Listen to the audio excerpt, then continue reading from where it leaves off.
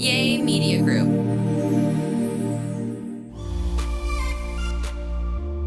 What's up, everybody? It's your boy Cornelius Lindsay, and welcome back to another episode of This Is Life with Heather and Cornelius. Yo, I am so excited. My wife's gonna be back soon. Before she gets back here, though, we got some stuff to talk about.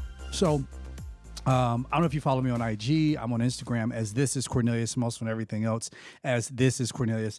But typically, I pose these questions. I do like an ask questions type thing, and I just ask people, to ask me whatever kind of questions they have. And one of the questions, the top questions that I normally get, is about people pleasing and about people's expectations, and it usually concludes with the question of, is it possible for me to stop caring what people think? I think about my own life. It's not so much of the things that I've done that bothers me. It's the things that I have not done because I've held myself back from doing them because of somebody else's opinions of me. And it's because of that it kind of brings up that anger, because one thing about life is that life is not stopping. It's not like, it's starting to conclude at some point so that you can get yourself together and you just kind of keep going. It does conclude. I mean, the only promise to life is truly death. That's the only thing. The day and the hour is all promised to each of us, and we don't know when that comes. Now, in pride, we typically assume, we have tomorrow. But nonetheless, we have to be cognizant of the fact that the only thing we really have is the moment we have right now. And you have to think back over your life of the number of things that you wish that you could have done, that you should have done, that you did not do. And a lot of times, the reason why we don't do those things is rooted in fear, is rooted in this reasoning of, I did not pursue this. I did not pursue that because of what somebody else said. I didn't say this when I should have. I didn't think about, I didn't pursue, or I didn't do this very thing that I said I was going to do. And then we hold ourselves back from like, dang, we didn't do that thing, right? So I get the question all the time. And then I did a Q&A, and I got the question and I responded to the question. And then I had one of my boys hit me up, and he said, Cornelius, you got to stop telling these people that it is okay for them not to care what they think. And I said, why? And he said, because. He said, number one, it's impossible. It's impossible for you to stop caring what people think. Then number two, he said, there are some people in your life that you have to care about what they think. He said, my mom, for instance, he said, I love my mom. I care about what my mom thinks. And I can't necessarily disagree with him when he talks about the impossibility. However, we'll get to that. I can't disagree with him because that's his choice. As a free moral agent, he has the willingness and he has the freedom to be able to choose whom he's going to care about, and he's going to care about the opinion of, and that's completely fine. But I stopped him and I said, I think what we have done a poor job of is being able to clearly identify the difference between to care and to care for. Let me explain. This is how I define it. When I say I don't care what you think, I mean that thing. But also you have to understand my definition. When I say I don't care what you think, what I'm saying is to care means, how I define it, that I am not willing to assume the responsibility of your expectations and your feelings. I'll say that again. I define to care as to assume the expectations, or to assume the responsibility of your expectations and your feelings. Now, that's completely different than to care for. When I say I care for you, what that means is that I will assume the responsibility of another. Let me explain. As a Christian, I read the Bible. I believe the Bible. There's certain parts of the Bible that talks about how we should care for one another. We care for. The Bible says something like, Jesus says this stuff about loving your enemies, like caring for your enemies. He said, in fact, it goes as far as saying, if your enemy is thirsty, give him water. If he's hungry, give him bread. Now that's going a bit far, right? Because how am I supposed to care for an enemy? Well, I'll tell you why. I don't have to care what my enemy expects of me. That belongs to them. Now, if you get upset with me because I pursue something or I do something and you don't like it because that you didn't expect it, then that's on you. You have to deal with your own expectations. However, I'm going to care for you, which means I assume the responsibility of.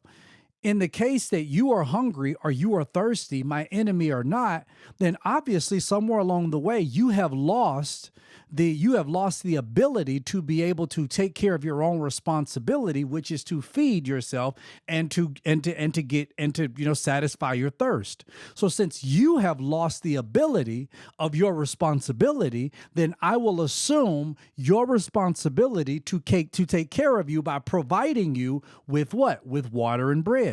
In the same way, when I care for you, what that means is maybe you somewhere along the line you've lost the ability to have the responsibility of that thing. Like if you're meeting with somebody and they're completely depressed, they're out of it, and you're trying to figure out, like, how do I care for this person?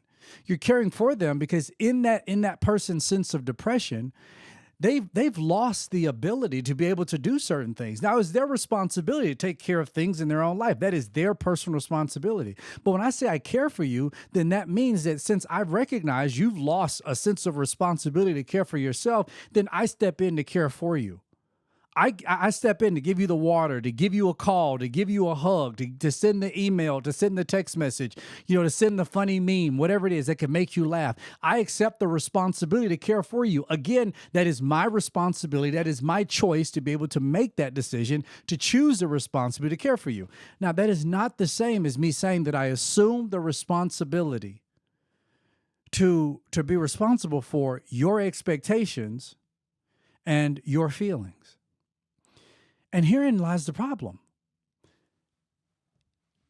The day that I assume any amount of responsibility for your expectations is the day that I lose a sense of my own authenticity.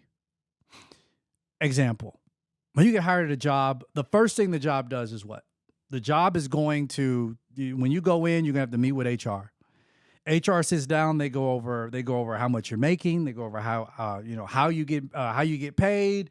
You got to sign a bunch of paperwork. You got to, there's your health insurance. Here's your dental. Here's this. Here's that. Either you're salaried or you're not. You're going through all these things.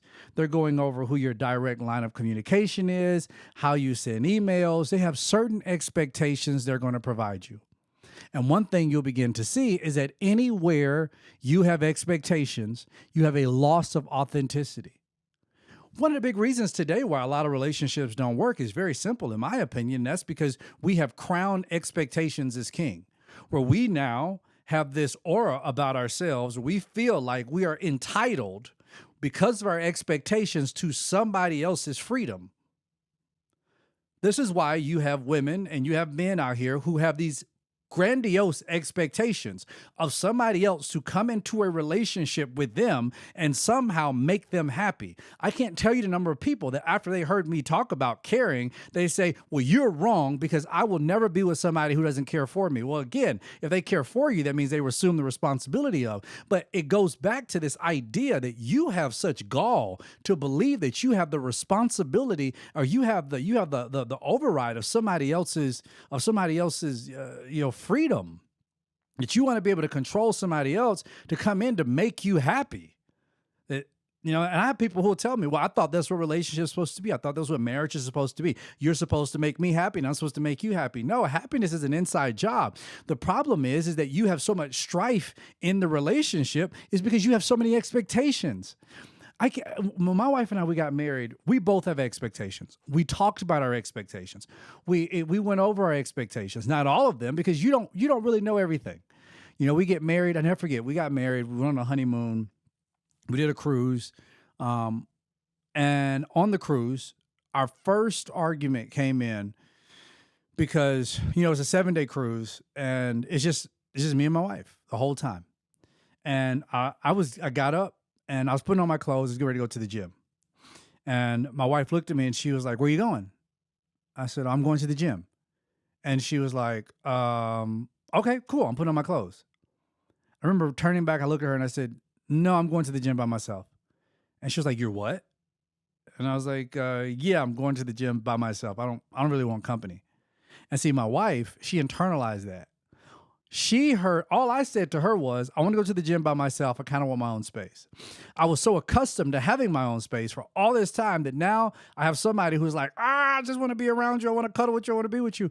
My wife, she didn't hear what I said. What my wife heard was, I don't want to be around you. I don't love you. I don't want to be married to you. I want a divorce immediately. You're not good enough and leave me alone. That's everything my wife heard. And that ain't none of what I said. But that's what she heard. That's how she internalized it. So now my wife got upset with me. Why don't you want me to go with you? Well, I mean, who's at the gym? So why you want to go by yourself? I don't understand. So are you going to spend the rest of the marriage not wanting to be around me? Is it that you don't, is there something about me that you don't want to be with me? Is it blah, blah, blah? And I'm like, what the heck did we just walk into? But again, my wife, we talked about it later on, but she had an expectation. She had an idea. My wife and I would get into arguments because I would tell her all the time, I'm like, babe, you got to pop this bubble, this fantasy bubble in your head of how you've made of what you've this movie you've made out of how you think life is supposed to be, or how marriage is supposed to be, or how I'm supposed to be. Because it's making me feel very insufficient because I'm not living up to all of your expectations. And so for so many years, I was trying to make my wife happy by living up to her expectations. The problem with that is every time I would quote unquote in my head meet her expectation, her bar had risen. And I'm like, well, doggone, I don't know what else to do. Because it's like, well, when I cook, my wife was like, well, I believe that when I cook that you should clean up. My wife, when she cooks, she uses every dish in the sink, in the kitchen. She uses everything. And me, I'm just like, when I cook, it's like I use a pan. I'm done with the pan. I wash the pan. I use a knife. Done with the pan. Wash the knife. Put the knife away. That's how I do it. My wife, complete opposite. My wife, her picture on social media will be so, the plate is so beautiful, but if you only saw the mess that was made that required that plate, you'd be like, I don't know. So I got to the point where I was like, I got a solution. You don't have to cook for me as much as you think you do. And in her head, she's like, well, I'm not a good wife if I don't cook for you. And I'm like, no, you're a great wife. But the only problem is that, I know how to cook.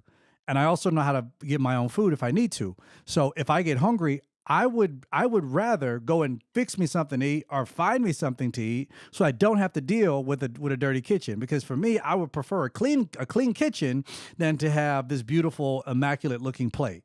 And in her head, she was like, you don't love me. You don't care for me. You want a divorce. You wish you didn't marry me. You want somebody else. I can't cook. I mean, it was like all these things that she would hear. And they were all based on this expectation of, if she does not fulfill this expectation to cook for me, because again, the expectation came from, we took the test, the 5 love languages, which, if you've been a part of this podcast at any point in time, I absolutely hate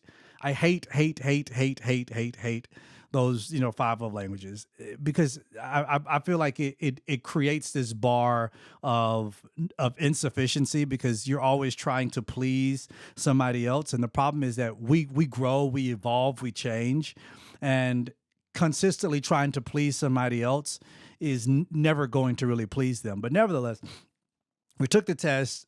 My wife's love language is all 5 of them. Her top one is physical touch. My love language, physical touch, is 0 for me, but my top love language is acts of service. So in her head, she's like, okay, he expects for me to cook for him. He expects for me to do this. And if I do all these things, if I just do all these things, then he is going to love me. He's going to always be happy. We're going to always have a happy marriage. And that is not the case. It didn't happen that way. And the expectations that she had of me and the expectations that I had of her, they're ruining our marriage. They're ruining our relationship. And I got to the point where I would look at her and I would say, get rid of your freaking expectations. Just get rid of them. Get rid of them.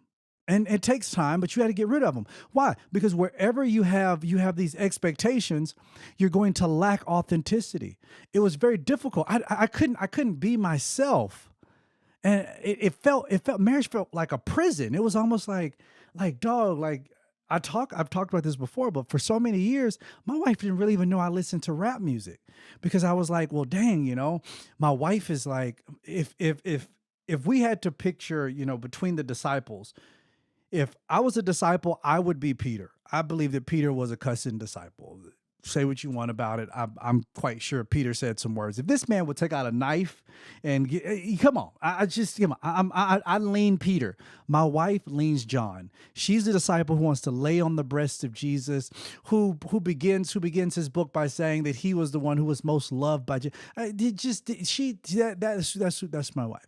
My wife and Jesus are like this. Me and Jesus are like, hey, bro, I love you so much. I appreciate you. I believe in you, but stay over there. That's how we are. You know what I mean?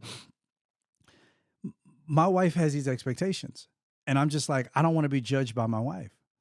I don't want to be judged by her. So I would only, listen to my music when I'm going to get my haircut by myself or when I'm going to the gym.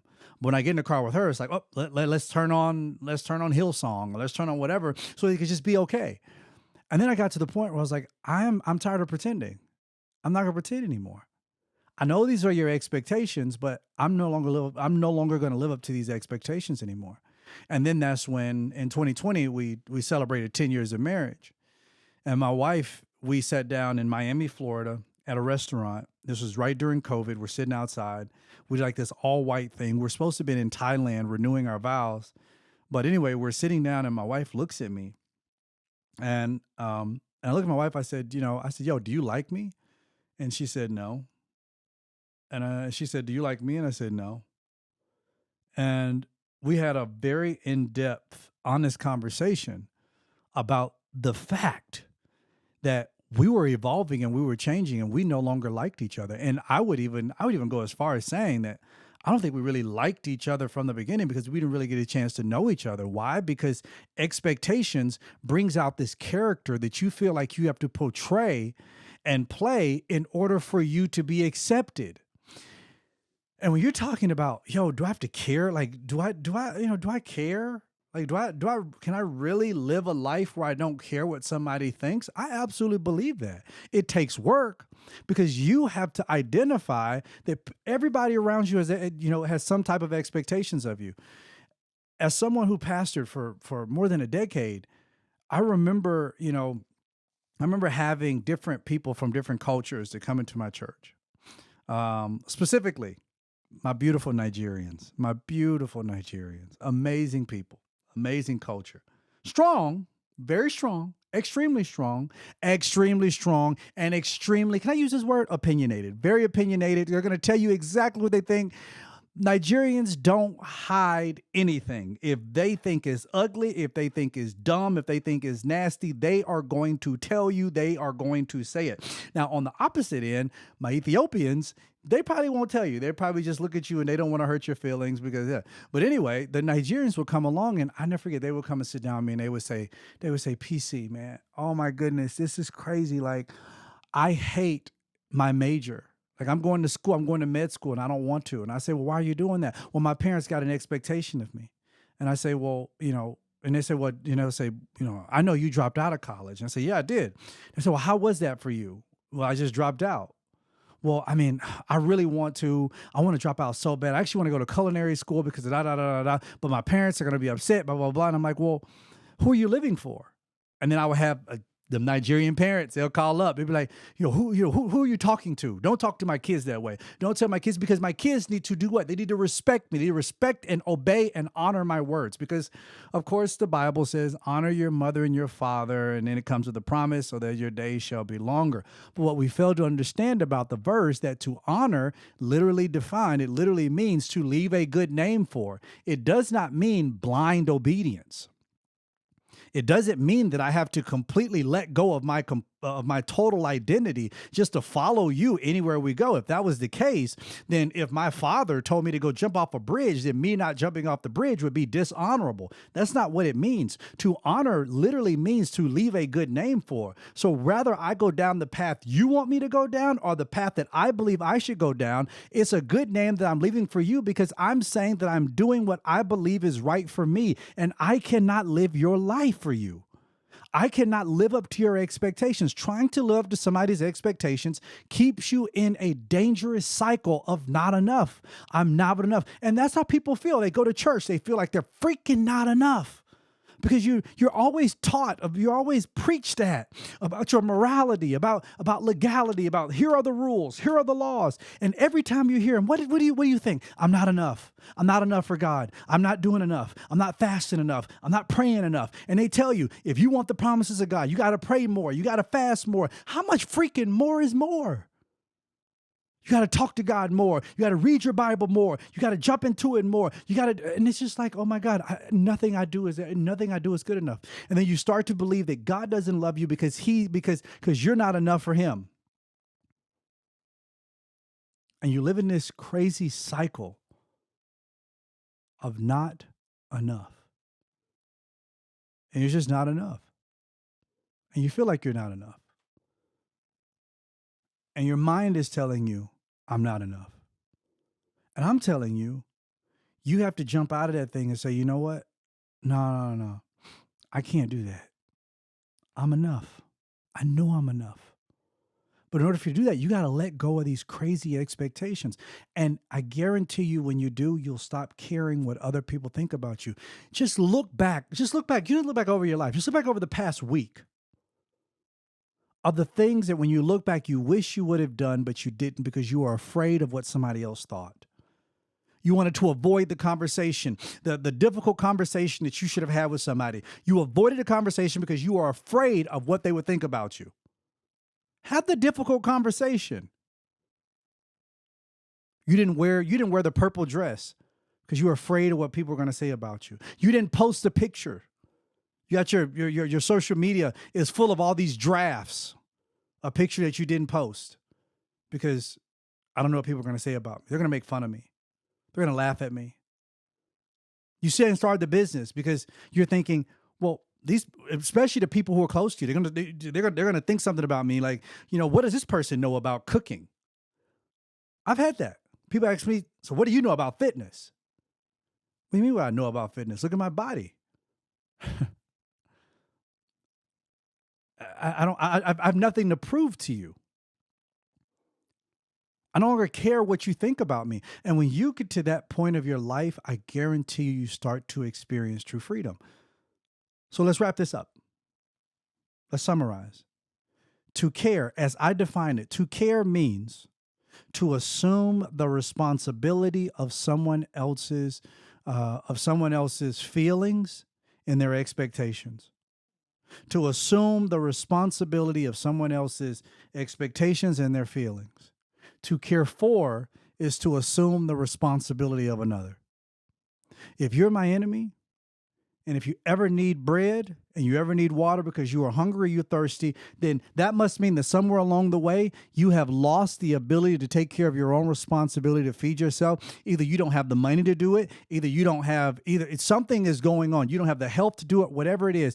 I take on the responsibility to love you enough to care for you. That's what the Good Samaritan did. The Good Samaritan knelt down to help the man who was on the ground. He cared for him, without caring about what the priest or the Levite thought about him for helping the man that was on the ground. Because when I care for you, I assume the responsibility for you because I have somewhere believed that you no longer have the capacity, neither you have the ability to care for yourself. However, to care means that I assume responsibility for your expectations and your feelings. And the blunt way to put this is, your expectations and your feelings are your problem. You don't like that I did something? That's your problem. You want to give me the silent treatment? That's your problem. You cannot control my level of happiness based on your feelings. And you have to make up in your mind that you will no longer be manipulated emotionally by people who choose to use their feelings as a weapon against you. Because the problem that we have today is that most of us, myself included, we were not taught emotional intelligence in school. We were not taught emotional intelligence by our parents, and we sure as heck are not taught that in church. We're not taught emotional intelligence. We're sent to college, we're sent to school so that we can gain academic intelligence. We maybe go to church so we can gain some sort of theological intelligence. But when do we ever grow up emotionally? We're really just little 5-year-olds in adult body. We have a 5-year-old emotion. I mean, kids, when they get mad, they kick things. When adults get mad, they punch things. When a kid gets mad, a kid says something real smart. When an adult gets mad, they have a higher vocabulary typically, and they say things that sting. When a kid gets mad, they slam doors. When an adult gets mad, they rip doors off the hinges. 5-year-old emotional mentality inside of a 40-year-old body. And you're really sitting around wasting your life because you're afraid of what these infant emotional people think about you. In fact, what I told my friend from my buddy, I told him, I said, I don't take too much care, or I don't take any care for what you or anybody else think about me. Because honestly, number one, I don't think you care much about yourself, you know? And then number two, your care doesn't matter to me because your expectations are your own and your feelings are your own. Those are your responsibility. They're yours. And I will not care for those. I won't care for those. Now, if you're a child, I will care for those because children have to be taught emotional intelligence and emotional maturity. However, you're an adult. I'm not going to care for those for you. So you can pout. You can give me the silent treatment. You can cut me off. You can block me. You can unfollow me. You can walk away. You can end the relationship. You can divorce me. You can do whatever you want to do because you are an adult. You are a free moral agent. You can do whatever you have to do. But the only thing that I can control and the only thing that when I lay my head down at night that I can choose to live with is the fact that I assume responsibility for myself because I cannot control your emotions. And I'm sure it can't control your expectations. I know you know somebody who needs this. Did you send it to them? Tell them, hey, you need to hear this because you've been carrying what people think for far too long. And make this promise with me that enough is enough. It's time for you to live and for you to live authentically and freely. I'm in your corner, okay? Can't wait for you to join us again next Tuesday for a new episode. Again, it's Cornelius Lindsay, introduces. I'm out. Peace.